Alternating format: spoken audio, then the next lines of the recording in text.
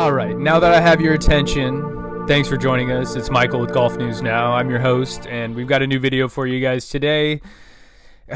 We love Paige on this channel, Paige Renee Spiranac. She's beautiful, and she's a talented golfer.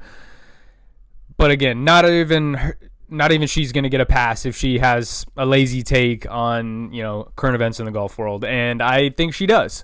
Now, I'm going to break those down. I'm sure I'm going to get some hate for this in the comments, but I'm prepared for that. Now, Paige was talking about this new lawsuit that LIV Golf just filed against the PGA Tour just days ago.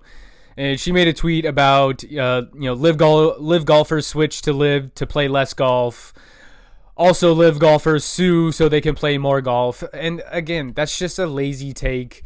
They're not suing to get back on the PGA Tour. They've had enough of that, and they're fine with their schedule the way it is. They just want access to the majors, and that's the only trump card that the PGA Tour has at this point to kind of keep players from wanting to switch or knowing they have that ultimate trump card that they can say, if you ever want to play in a major again, you're not going to be able to do this. So I just think it's a lazy take, and I've got a ton of reasons why. Before we get into those, though, subscribe to the channel. You're going to get some great news stories like this. And like I said, no one gets a pass on the channel, including me. So if you think I've had a lazy take, let me know in the comments. I'd love to hear from you. All right, let's get into the video. So what you're seeing now is Paige Renee Spiranac's tweet from the other day. I'm sure she put it out as more of, trying to be funny than anything, but this has been her sentiments in the past regarding LIV, and it's just lazy to try to pigeonhole all these players and just act like they all just want to play less golf, and now they want their cake and eat it too, and they just want back in and blah blah blah. No, they just want to play majors. But it's generalizations bother me. They're lazy, and they're just all too common in the media world now. And Paige Renee has a huge platform, and just to regurgitate these lazy talking lines is just damaging, and it just shows that you don't really know what you're talking about. You don't know what you're talking about, do you? Like I was saying earlier, there's a ton that goes into the decision when a player's deciding whether or not to switch over to LIV Golf. Now, travel and rest time is a huge part of that. Now, I don't play on the PGA Tour, and either does Paige Renee, but let's take it from an actual two-time winner on the PGA Tour, James Hahn. He had some tweets this week that got him in hot water where he was complaining about the rigorous PGA Tour travel schedule. Now, did you know if you wanted to play in every event for the PGA Tour from the second week of October to the first week of November, you'd be flying over 15,000 miles?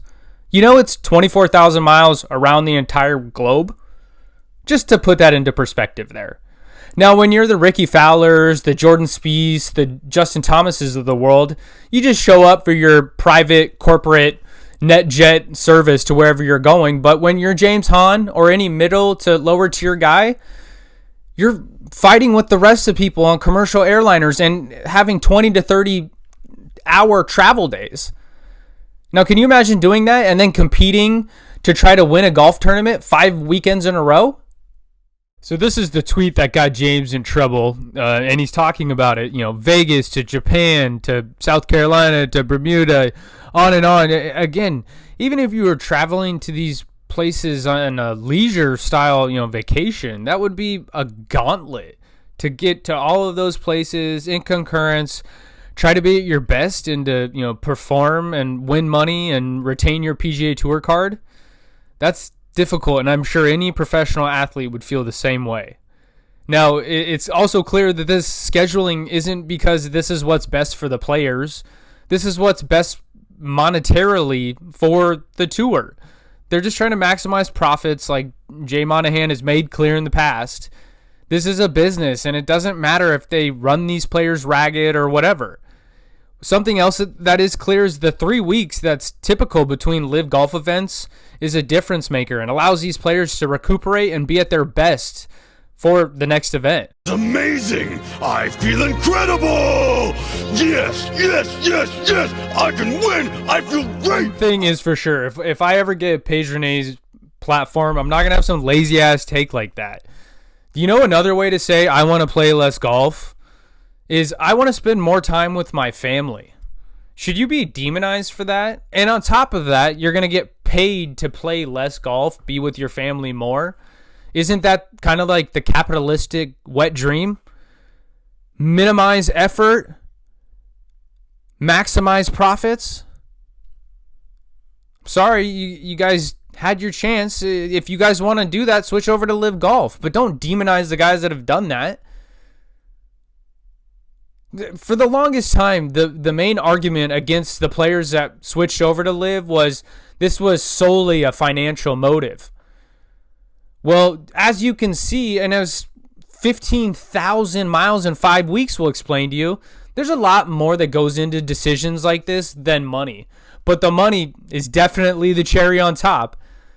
But you have to know there's so much backroom politics and old archaic clubhouse bullshit that goes on with the PGA Tour. These players were running away to get paid more and have more time with their family.